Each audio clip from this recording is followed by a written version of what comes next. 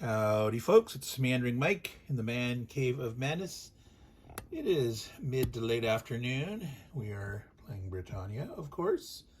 And this is the start of turn 15. It's the next to the last turn. 16 is the end. We have some new arrivals here in the British Isles. We have the Norwegians and the Normans. Harald Hardrada is the leader of the Norwegians, and he has 10 armies. William the Conqueror here, well, he isn't called William the Conqueror yet. He has 6 Norman armies and 4 Norman cavalries. Yes, these cavalry fight like the Romano-British cavalry did. They fight like the Roman army did. They need 4, 5, 6s to hit against another regular army, and they're only hit on a 6. So these are quite powerful. Now, these guys are invading, both of the major invasion. They each get a major invasion in their turns.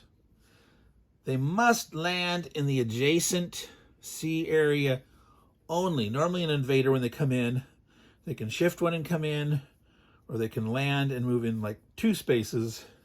Here, the requirements for these 2 nations are as they must land adjacent to the English Channel or must land to the North Sea.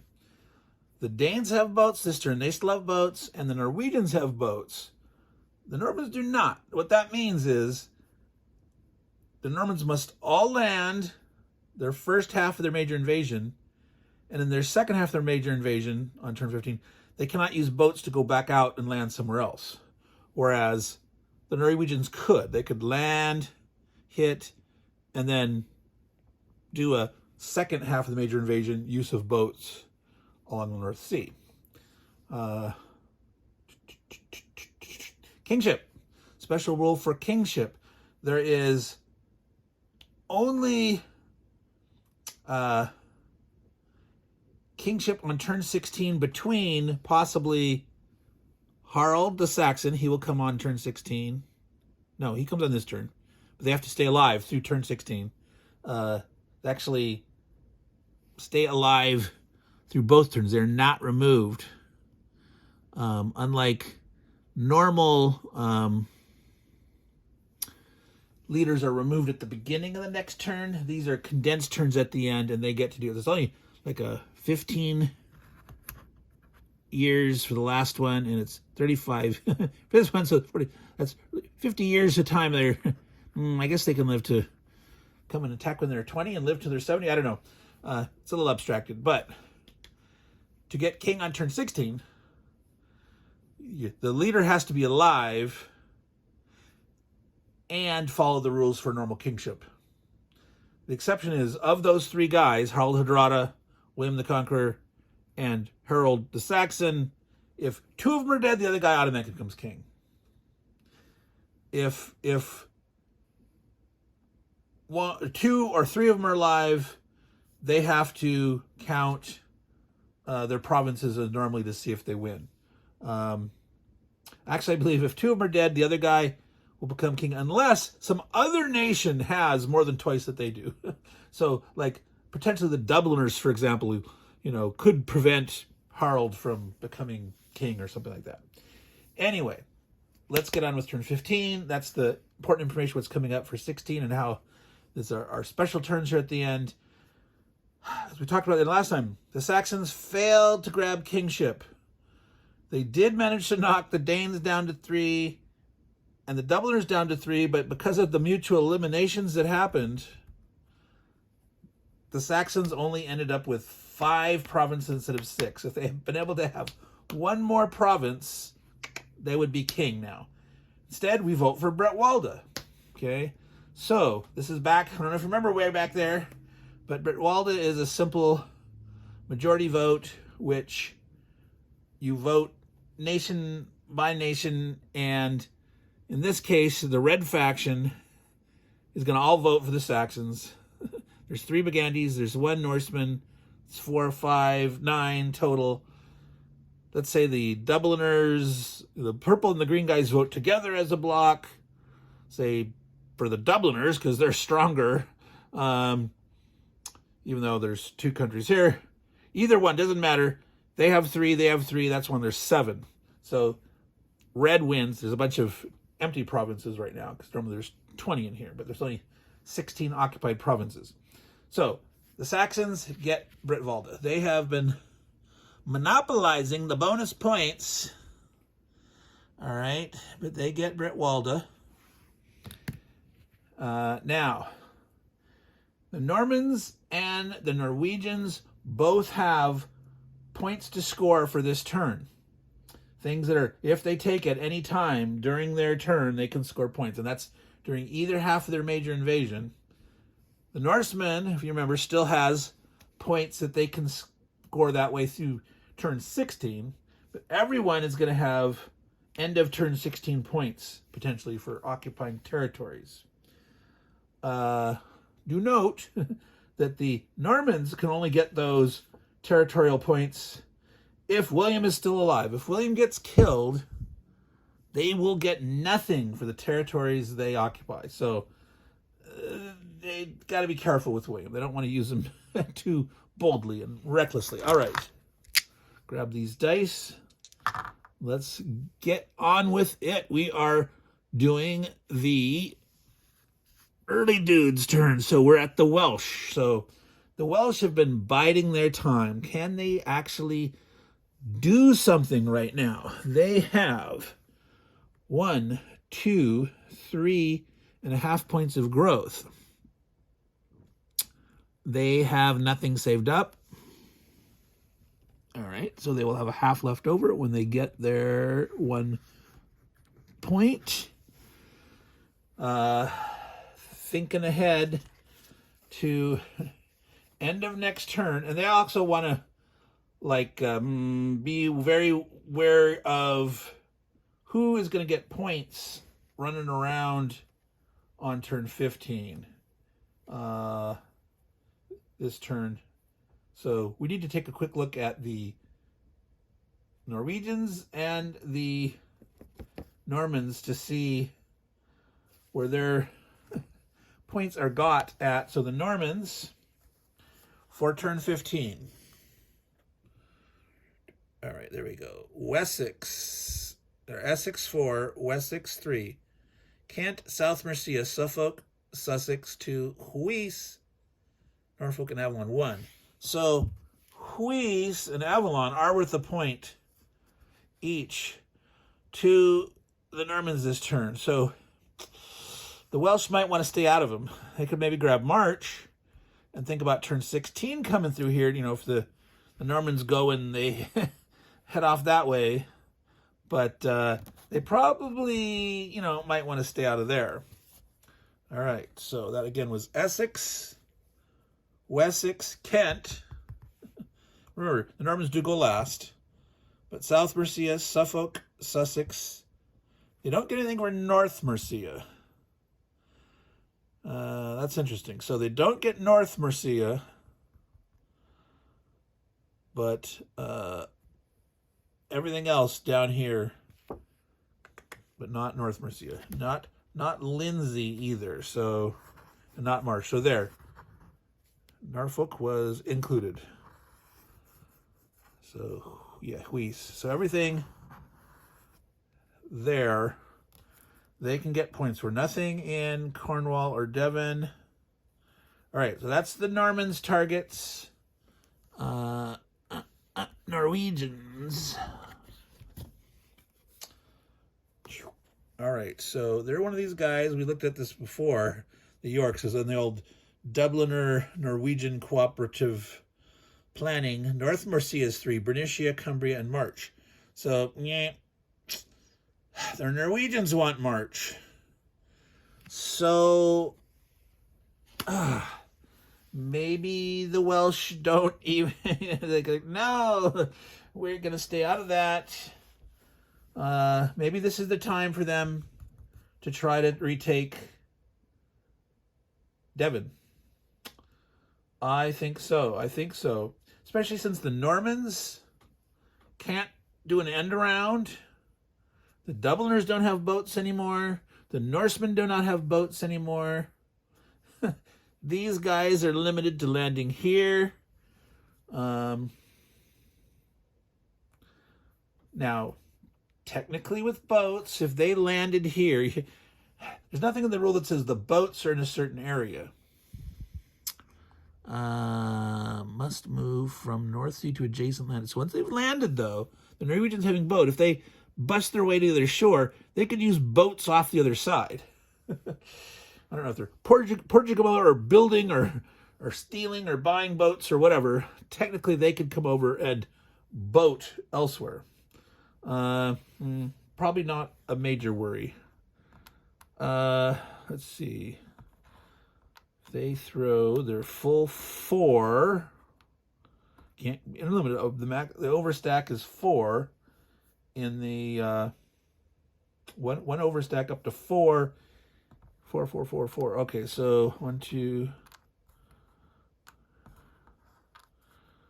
So if they grow 1 there, they can throw 2 and 2. Powys is worth more to them.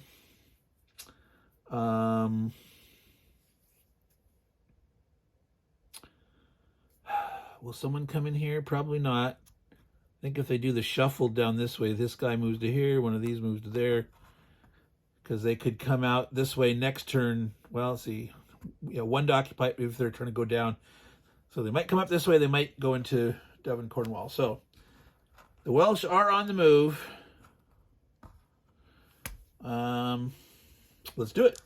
So they have 4 dice, meaning 6s. There are 2 Irish. Going to be hitting on a 5 or 6.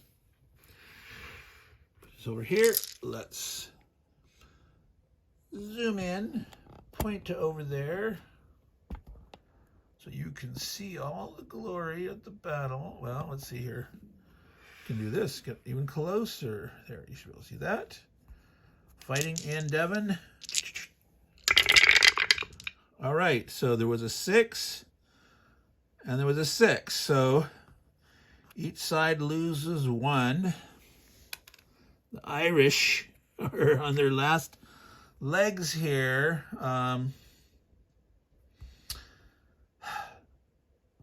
The Irish could retreat to here. They could actually retreat to here.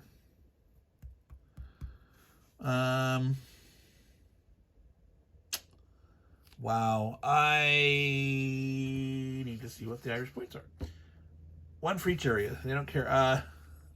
So if they stay spread out, but the problem is, the Normans will gladly kill them if they're out here.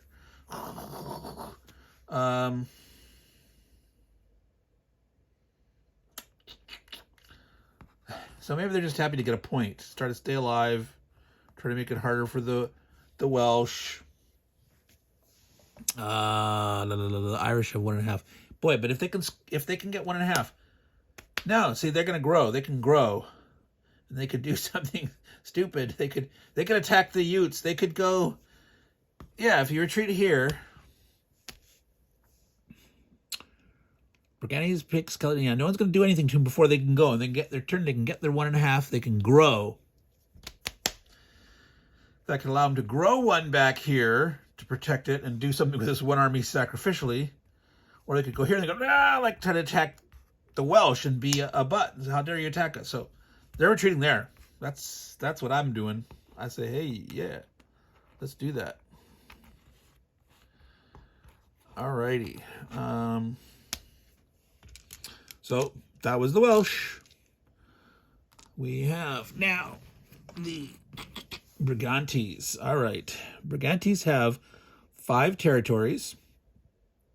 2 in England, 3 in England, 2 in Scotland. Again, this is their big points. It's going to be 5 for this guy, 1 for each other one.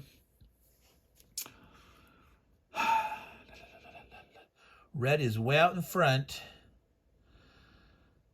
The next closest is green and then purple.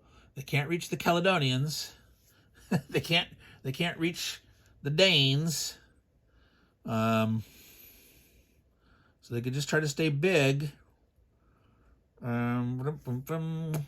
But they could try to do damage to folks. Oh, no. Each other area is 1, so it doesn't matter. Let's see. They can get points for Dalriada, but not Alban, I don't think. So, or Mar. Yeah. So that would be trying to take on 2 in Dalriada. I just don't know about that. Those Dubliners. All those Norwegians coming in. Norswegians.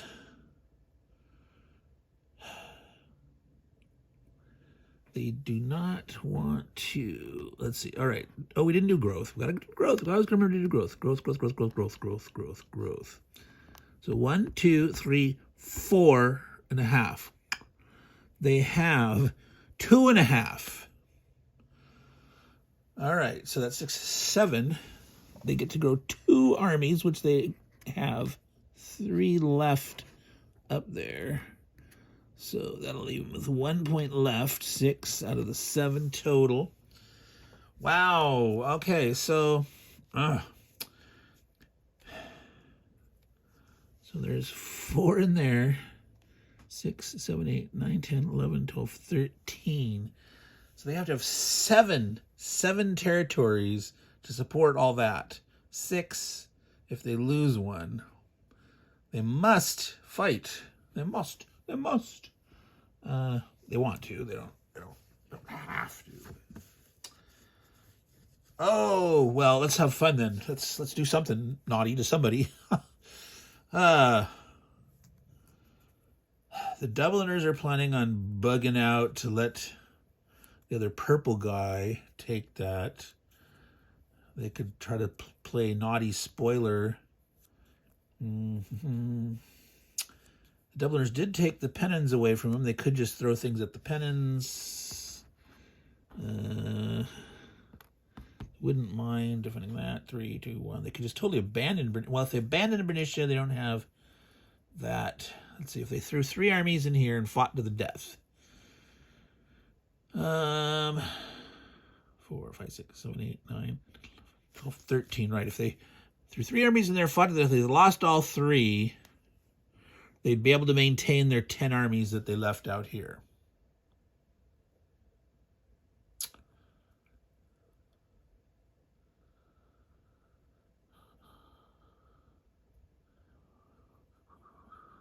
If they succeeded in taking it, then they're ahead of the game. All right. Seems like a weird thing to do, but right now I think so. If they... these guys are going to want to come through... Let's see, 3, 4, 4, 4, 4, 4, 4, 4, 4. Well, if they put 2 in here, yeah, he can come around like that. They just have 1 in Galloway.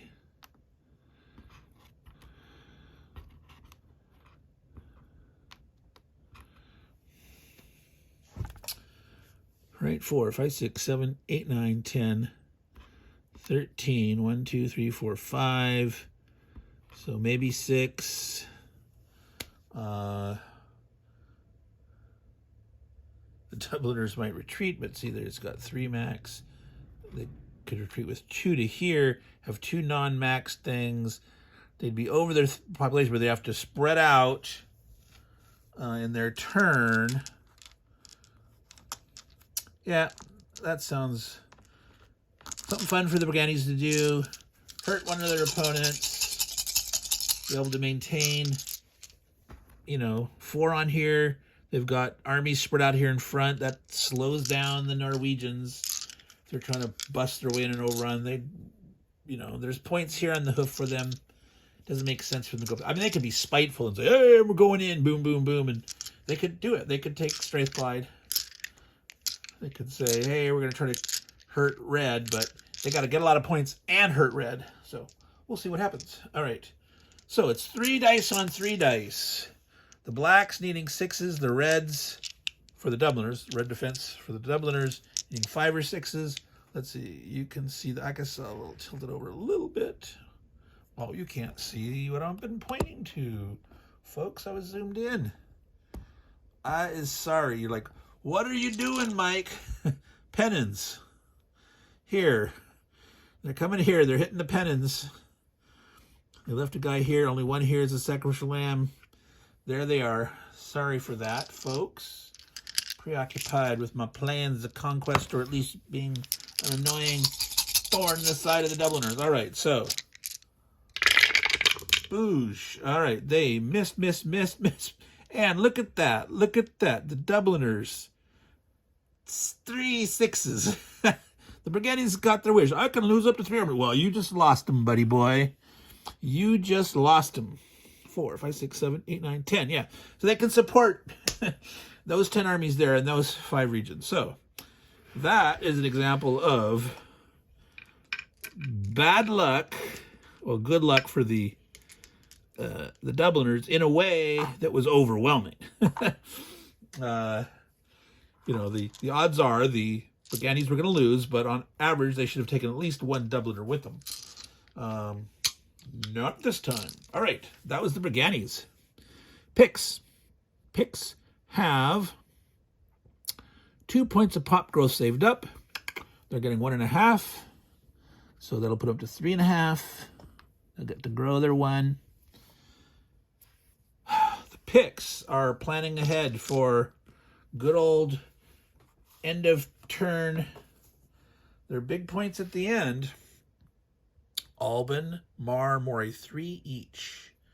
Caithness, Dalriada, Dunedin, Skye are each worth 2 potential points. They'd love to get Dunedin, but Alban, Moray, and Skye at 3 each, I think they just want to like squat and defend that. So the question is, I think because this is adjacent to here, I really don't think that the Norwegians are going to go up there and bust their way in. They could. They totally could. So the choice is like having 2 here, 2 here. They have 2 here. This could, at the end, they could try to attack into Dunedin maybe, depending on what goes on here. Is the Norseman going to attack them? Probably not. Are the Scots going to attack there? Probably not. So yeah, let's put it in Mar. 2 in Alban, 2 in there. They're hoping to get 9 points there for blue. Blue is way behind, way behind. They're at 55 points. They're about half the score of the red guys. There's no way they're going to catch up, but they don't want to be necessarily last place. I want to see if they can get into 3rd or 2nd place maybe. We'll see. We'll see how good they can do. That's it for the picked Caledonians. Poor little Caledonians. They get half a point of growth. They're way down at a half a point. They're at 1. They'll never grow again.